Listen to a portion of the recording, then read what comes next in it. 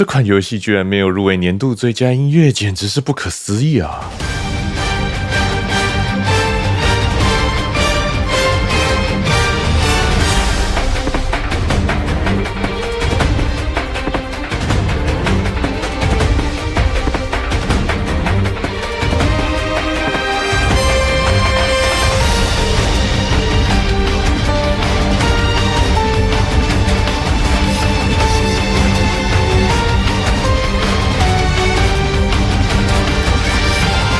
经典又好听的曲目太多，甚至连要挑一首来播放都会选择困难。而我相信，光是连刚刚的开头展示，都会有朋友认为应该要放 Omnis Lacrima 或是 Apocalypse Noctis 才更适合，对不对？这样才够炸。没关系，我们再来一段。强烈建议戴耳机品味一下，在最高档的录音室打造出来的震撼感。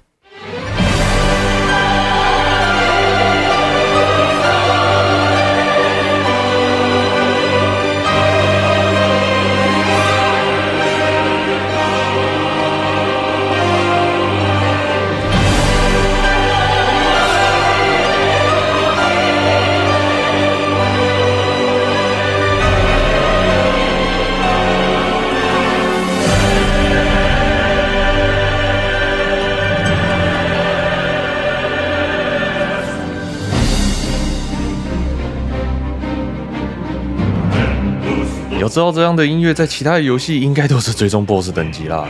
对，就是网友会留言 You fucked up 类型的曲目。然而在最终幻想之舞中，却只是小到中 BOSS 的战斗音乐。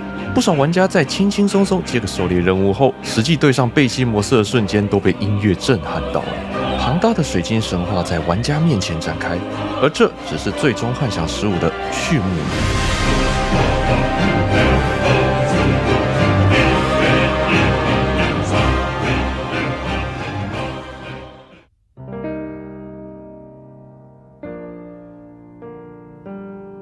你是否在意过音乐？你是否注意过作品里的好声音？欢迎来到原声带笔记，我是笔记。刚刚说了这么多，不过我们之前要聊的曲目却不是前面那2首，而是贯穿整个游戏的主题曲 Somnus。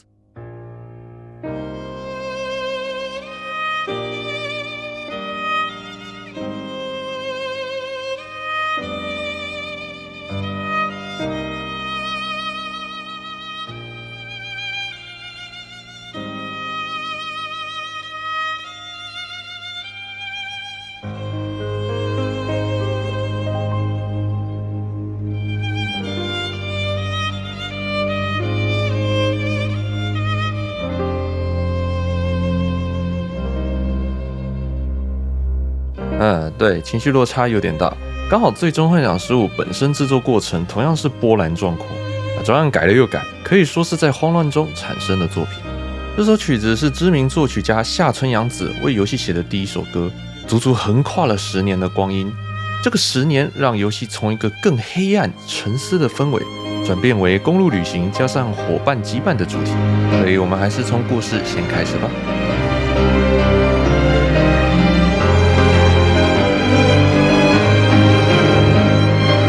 主线故事有2个主要阶段，第一段是王子与同伴的公路旅游记。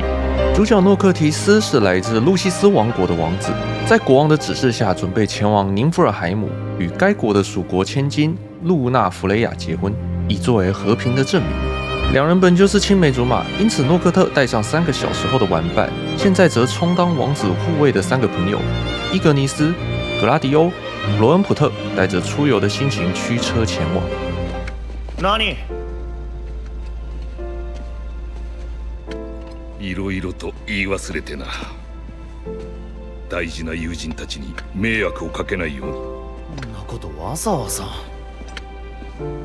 知っての通り頼りない息子だが、どうかよろしく頼む。お任せください。必ず無事に王子オルティシエまでお連れします。僕もです。行くぞ。コルが車で待ってんだろ。ドラッド、よろしくな。くれぐれも未来の奥方へ失礼のないようにな。どうぞそちらもニフルハイム帝国様に失礼のないようにな。心配などいるものか。お互い様。いいか、途中で投げ出すことは許されない。投げ出すかよ。すぐに帰れないことだけは覚悟しておきなさい。んな簡単に帰らないし、ご安心を。気をつけていくんだぞ。ルシス王家の人間として、このレギスの息子として、常に胸を張れ。然而，这却是一个不幸的开端。在出游的时候，四人就因为没有经验而陷入了一个僵局。车子没有了。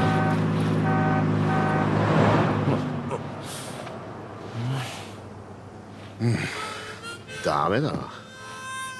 こいつが外の厳しさが。仕方ないさ。さて、また押してくしかねえな。はあ、俺も喉乾いて死にそおい、起きろ。俺、働き。スカ、車って乗るもんだよね。乗るもんだろ。いいから準備。行くぞ。はせーの。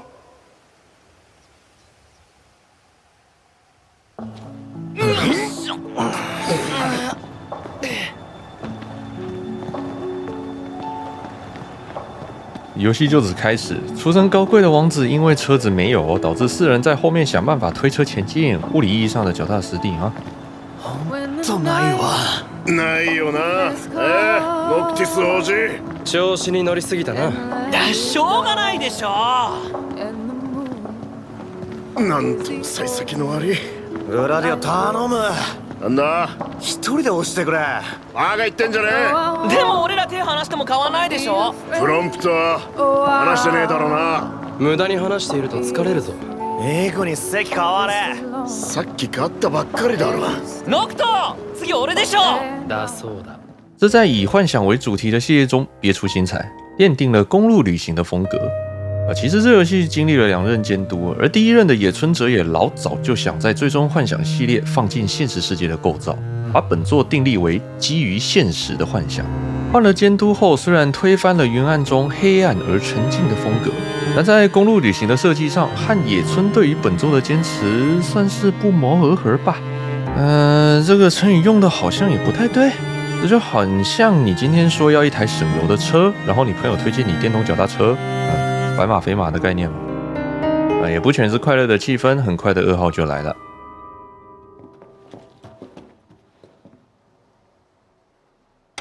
なんだよ。どの新聞も同じだ。何が？オートが陥落した。は？何言ってんだよ。落ち着いて聞いてくれ、ノクト。落ち着いてんだろ俺は。インソムニアがニフルハイム帝国軍の襲撃を受けたらしい。昨日の夜、調印式の席で騒ぎがあった。帝国軍はオート城周辺を爆撃。国王陛下が死亡。おい待てよ。知らされていなかった。何がだよ一体。調印式は昨日だった。そしてオーバトはカ言うな。俺たちはオルティシエに向かってたさ。だが襲撃されたと報じられている。今朝の国内すべての新聞にだ。冗談。诺克特突然成为了国王，第1阶段的主线就围绕于此。他从科尔将军口中获得路基斯王国四散在各地的先王陵墓后，踏上寻找祖先的旅程，回收历代的王之力量，迈向复兴王国的道路。只是诺克特是突然被告知了这么重大的使命，他也只能走一步算一步，到处跑来跑去打探先王陵墓的消息，加上身上没钱，所以当起猎人，帮忙处理各种难搞的野兽，这就导致了前半段的故事充满冒险的 feel。身边跟着3个平时就会聊天打屁的朋友，陪伴诺克特度过心理上的危险期，整整前8章就在悠闲冒险间度过了。危ねえだろ。悪かったって。ったく何してんだ。ノクト危ないからやめてくんない。さっきから何の真似だ、ノクト。ふざけてねえでさっさと行くぞ。なんで攻撃してくんの。笑えない冗談はよせ。你可能觉得奇怪，说了半天 Sobonus 在哪呢？片头。没啦，主要是前半段的风格更改是换了监督才下的决定。我们曾经说过，野村监督对音乐非常的严格。夏村老师在最初制作游戏音乐的时候，定下的主题是黑暗沉静的史诗神话。Somnus 的曲名与歌词都围绕在沉睡二字上。换了田电端监督后，他就没去限制夏村老师怎么发挥了，使得前半的音乐氛围相当多变。因此，在前半部分，除了战斗的部分以外，基本上只有在回收先王力量的时候会出现相较沉重的曲风。而此时出现的正是 Somnus 的变奏，象征从沉睡中唤醒历代国王的力量。王子、いつまで守られる側でいる。お前は王の責務を託されたんだ。託したって。じゃあなんで言わなかったんだよ。笑って送り出しただろ。俺は騙されたじゃねえか。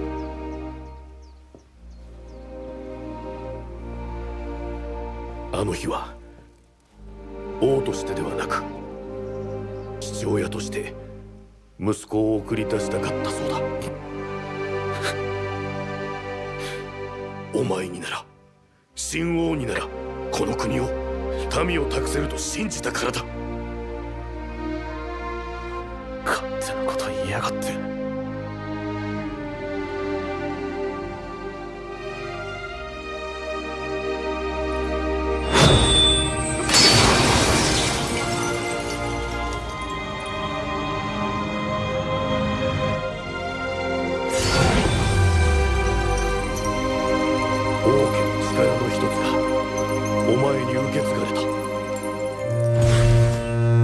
到了故事的后半部分，诺克特一行人在露娜的指引下前往水都欧尔提谢。身为能够与神明直接对话的神巫，露娜一直以来都与诺克特等人分头行动，唤醒传说中的六神，说服神明能够协助被遴选的王。在这之前的巨神泰坦和雷神拉姆都比较好说话，泰坦只跟诺克特打了一架来确认诺克特有没有资格称王，拉姆更是叫诺克特去跑个腿找个石碑就开始练标枪。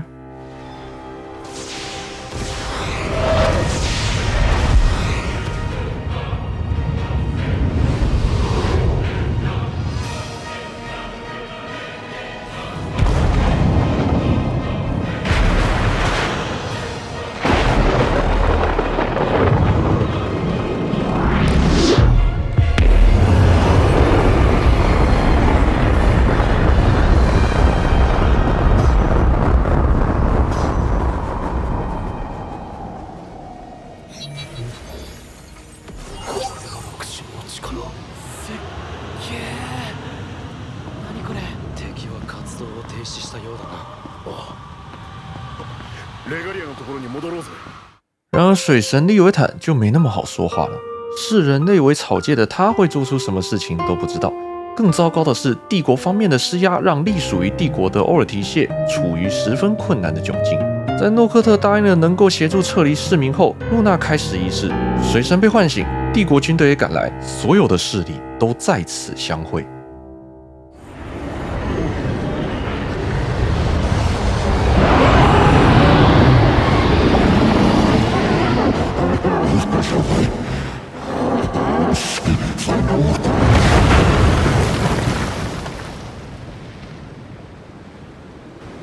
成績に選ばれし王は星の闇を払う。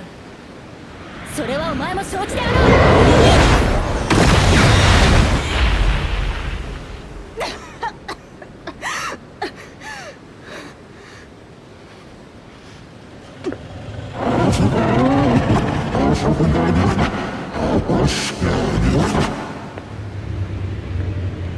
人はその慈悲ゆえに神を崇め、神は人に慈悲を与えてこその神。聞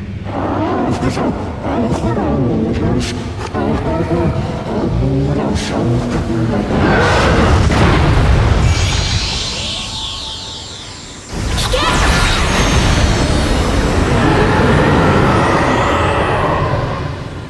王は必ず神にその証を見せる。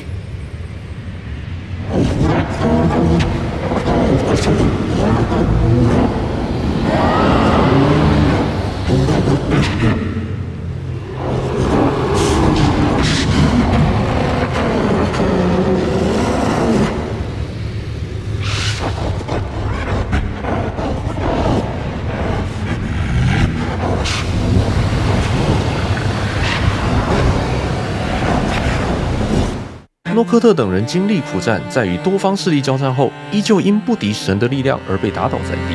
原先一直协助诺克特几人的帝国宰相艾丁，也在此时重创露娜。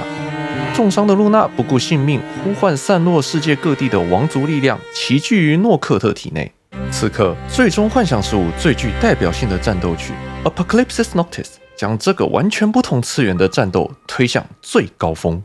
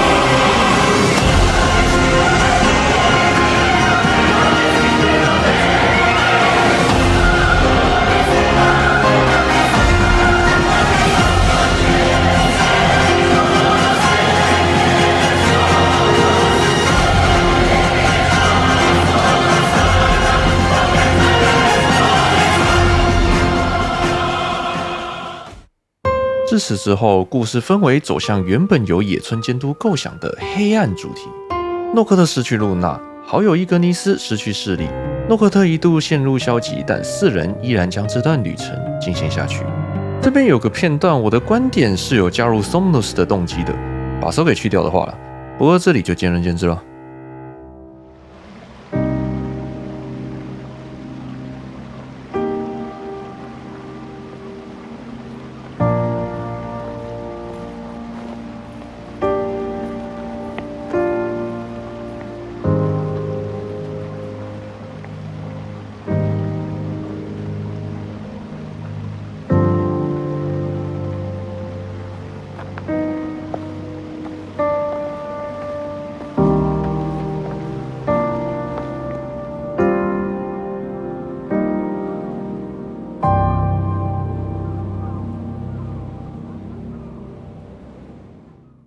4人最后闯入帝都，试图夺回属于路西斯王国的水晶。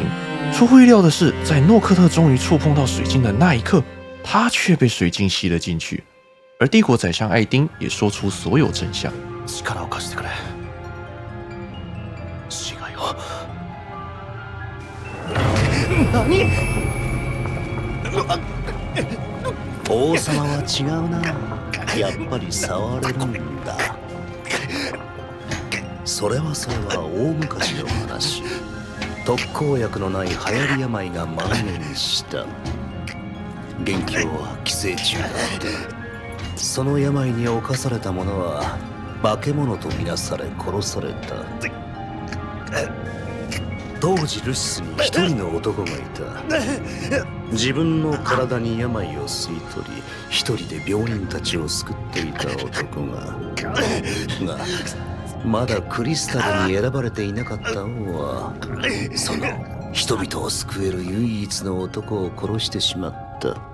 化け物呼ばわりしてな。俺の名前さ、あれ本名だけど正式名じゃなかったんだよね。アーデン・ルシス・チェラム。正式名。あ、泉谷は誰のせいだったか。ノクタ、みんなにお前を殺しても意味がないんだ。クリスタルの力を得て真の王になってくれ。クリスタルごとその力ごと王を葬り去るのが俺の望みなんだ。早く帰ってくれ。みんなとあそこで待ってるんだ。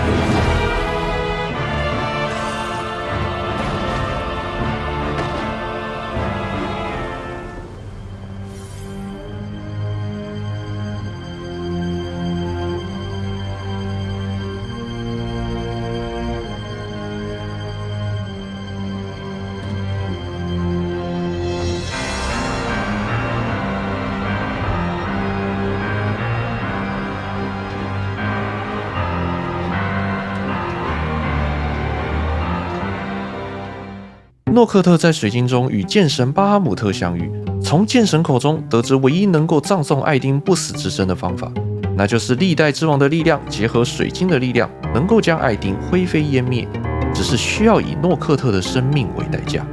诺克特于是陷入了长眠，这一睡就是10年。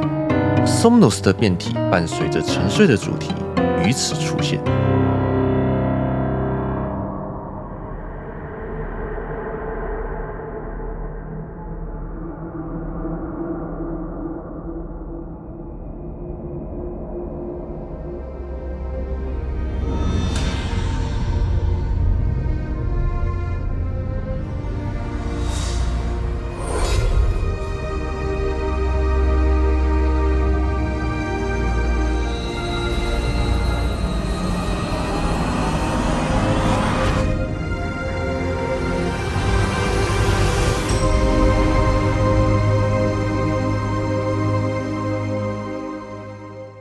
醒来后的诺克特发现世界已再无光明，回到熟悉的锤头鲨据点后，他与成熟了不少的同伴再次重逢。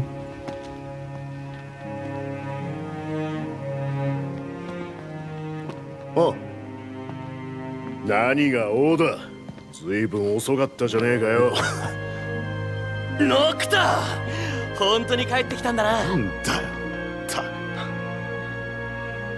待ちくたびれたぞ。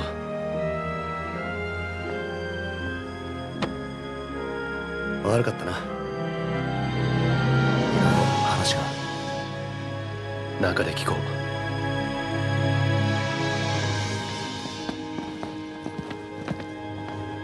4人最后回到了陷落的路西斯王国，这是游戏的最后一章，完整版的 Somnus 作为主题曲终于在此揭晓。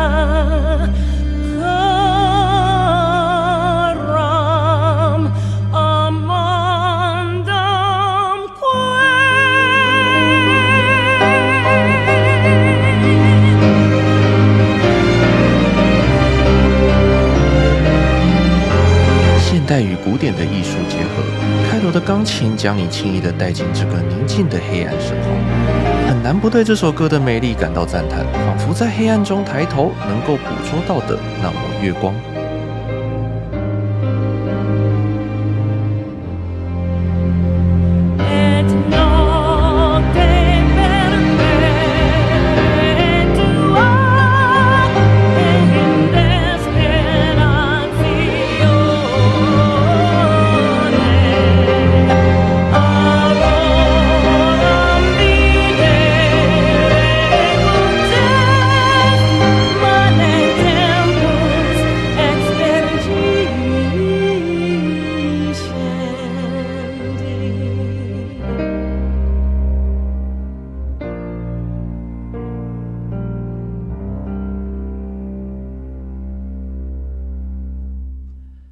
诺克特一行人重新集结仍在顽强抵抗的部队，亡国之剑对艾丁发起反攻的号角。为了打破大型魔导防護罩，众神于此集结。这时候响起的是 Apocalypsis Noctis 为动机的主题。星を覆う闇を払うため、カンナギの命により、我らの力をもって、いざ道を開かん。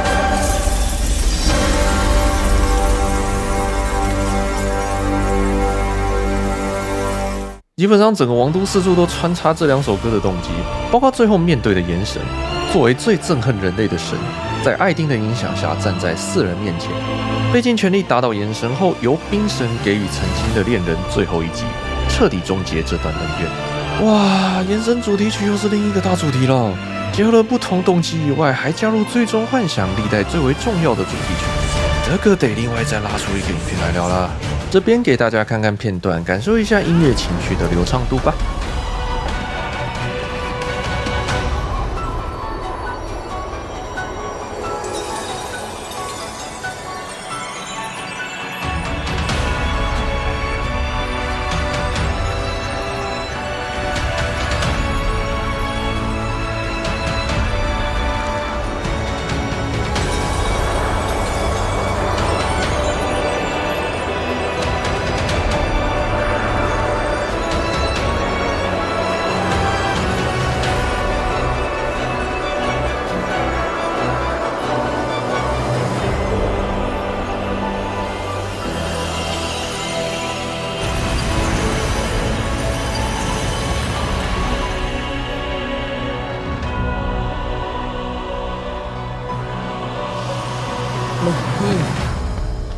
打倒了所有的障碍，经历过历代国王的试炼，诺克特终于来到艾丁面前。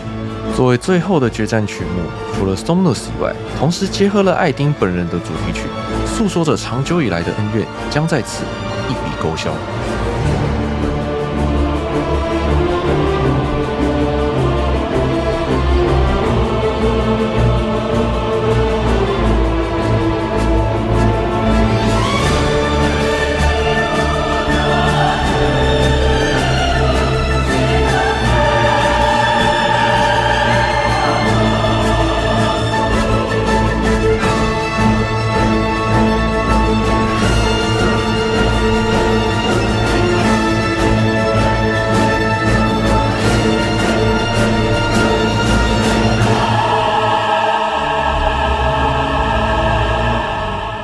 终结艾丁之后，诺克特深知时辰将至，与亲友做了最后的道别，踏上自己旅程的终点。以 Somnus 为动机的最后改编，将见证被遴选之王永远的沉睡。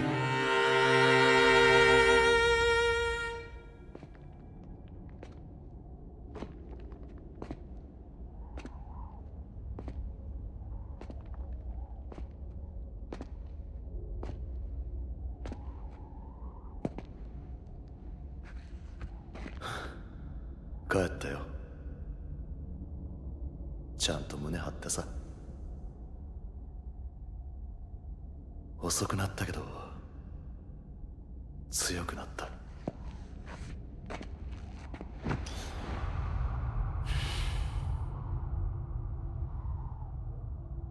ありがとな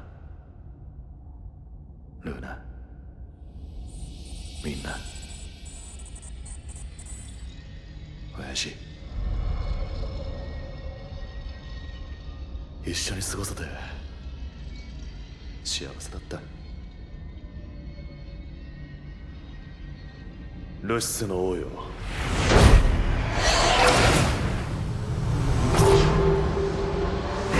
集え。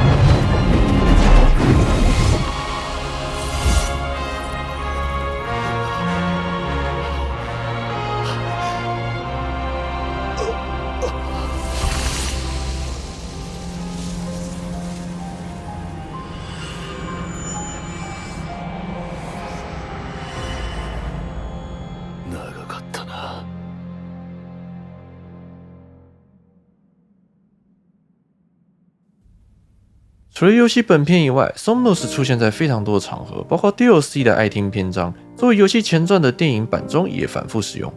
不止 Somnus， 说真的 ，FF15 音乐精心设计的程度都能拉扯出好几篇作文来了。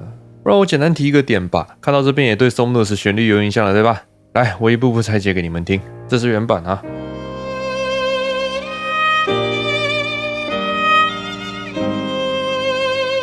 换成钢琴比较好理解。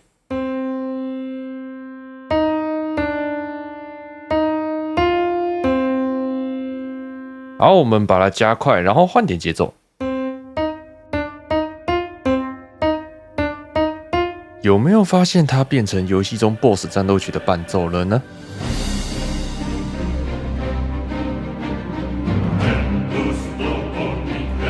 在每段剧情该怎么安排不同动机进去，再小心翼翼地编写出专属的曲目，你在游玩的过程中完全能感受到音乐团队的用心。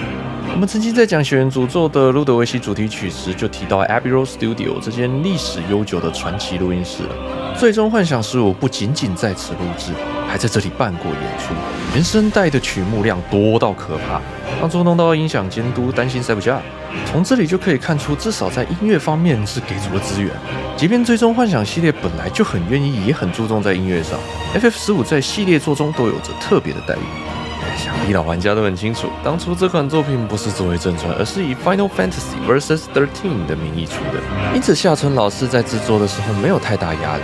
后来被告知整个计划将以15代的正统系列作推出时，下村老师担心 vs 13沿用下来的音乐做不好，甚至直言这比较我全部从头开始做还可怕。不过就结果而言 ，Somnus 作为 vs 13时期就制作出来的第一首曲目，获得了玩家间非常高的评价。一首歌就奠定了整个作品的基底氛围。唉，当年没入围，我真心觉得可惜啊！拜托你看看当年入围最佳音乐都是什么游戏哦？只能说运气不好。由于 FF15 的发售日已经错过2016年的提名日期，只能算到2017年去。结果2017年刚好是个神仙打架的一年，罗克特睡个10年起来直接傻眼。当然我私心认为他绝对值得一个入围的名额啊。题外话，今年2025的最佳音乐大概也有的看了。我在写这篇稿的时候尚未提名，大家大概都是赌33号远征队吧。不过入围名额仅仅只有5-6个，而今年游戏音乐也是神仙打架，呼声最高的33号远征队，曾经体验的死亡搁浅2，空灵与精致的四之歌，不是 Mick Gordon 但依然老派厚实金属乐的 Doom， 爽一个字就解释一切的 Hades 2，人野弘之加成的异度神剑 X 终极版。动感又新潮的马里奥赛车，别忘了还有我们的东崎刚，大家又认为谁会入围呢？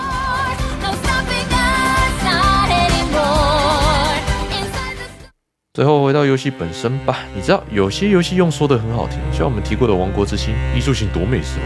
但你要说游戏性上推荐吗？就比较看客群了。FF15 目前 Steam 上的评价是很不错的，这多半是因为它虽然是个明显的半成品，最终幻想15依然带来了独特的游戏体验，能够到处瞬移和切换武器的设计，让玩家可以打出华丽的 combo。不过到最后你会发现，干脆一路用征服键去戳比较快。对我来说，主要还是在主角间打闹嬉笑的自然同伴感吧，这点是相对难在游戏里看到的。基本上每个主线或是支线任务后，你都会听到一群损友在旁边针对当下情境聊废话，有一种活生生的人们在一起行动的感觉。俺が指示を出す。短く頼む。あと難しいやつ勘弁。攻撃しろ。メガネ拭いとけ。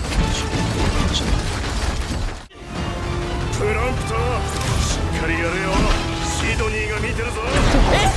シドニーどこ？騙されんなよ。如果是喜欢音乐的话 ，FF15 相当值得体验。一个基于现实上的幻想，由下村洋子老师精心琢磨了10年的音乐舞台，值得好好品味。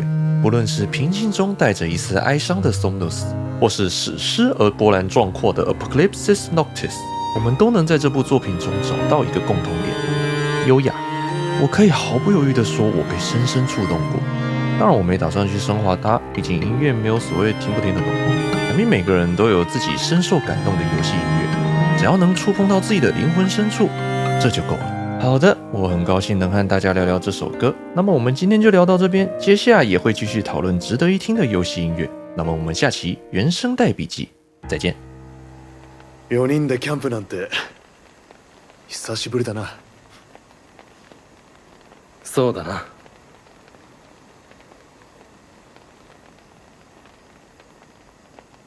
あのさ、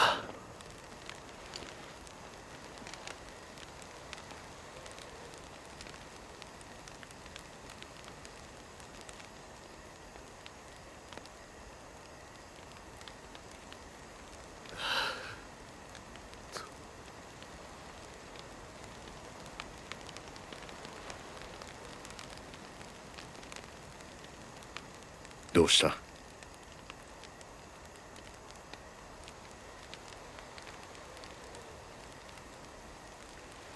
俺は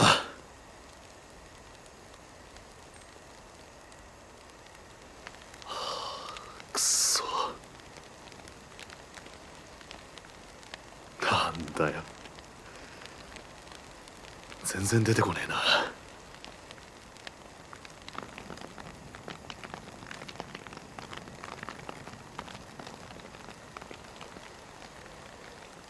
俺な、覚悟して帰ってきたんだよ。けどなんかこうしてお前らの顔見たらさ、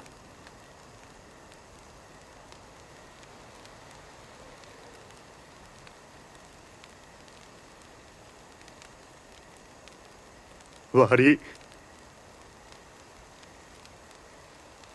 やっぱつれえわ。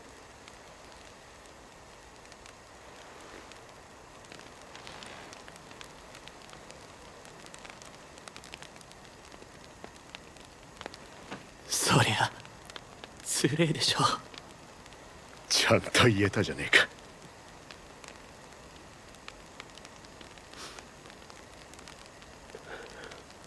聞けてよかった。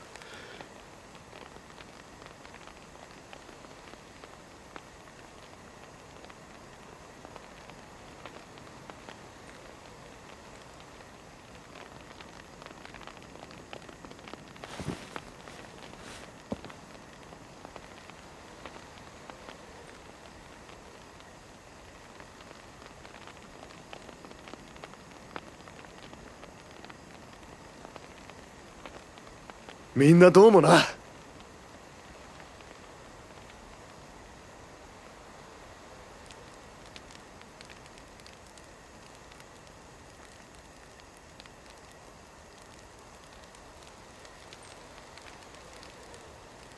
俺お前らのこと好きだわ。